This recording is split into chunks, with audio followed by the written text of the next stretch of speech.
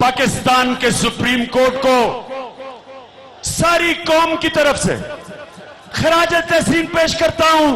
हाकान अब्बासी तुम्हें भी कह रहा हूं, शहबाज शरीफ तुम्हें भी कह रहा हूं, तैयार हो जाओ हमारा मुकाबला करने के लिए, हम आपके पीछे आ रहे हैं।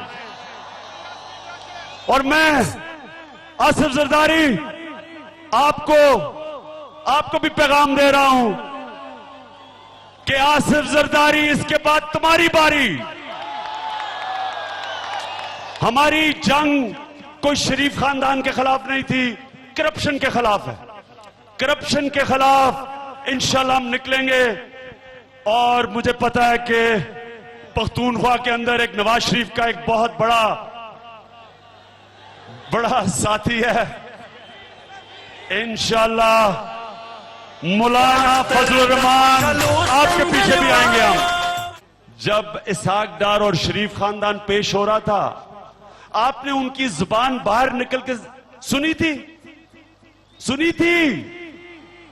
बजाय जवाब देने के अंदर वो बाहर निकल के कहते थे, मेरे सवालों का जवाब नहीं दिया उन्होंने।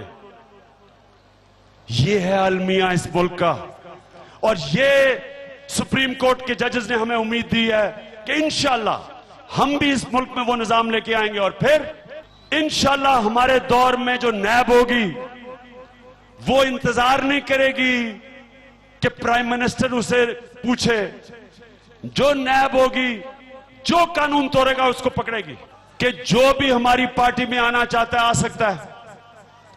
1000 हमने टिकट देने हैं, लेकिन मेरा आपसे वादा है कि अगर कोई भी करप्शन करेगा मैं जिम्मेदार होऊंगा। मैं जिम्मेदारी लेता हूं। ऐसे मजबूत इदारे बनाएंगे कि किसी की जरूरत नहीं होगी करप्शन करने की, किसी की जरूरत टैक्स चोरी करने की नहीं होगी। और मैं दूसरा दावा करता हूं कि इंशाल्लाह इसी पाकिस्तानियों से मैं आपको पैसा इकट्ठा करके दिखाऊंगा। कभी हमें ना किसी के सामने भीख मांगनी पड़ेगी, ना किसी से कर्जे लेने पड़ेंगे।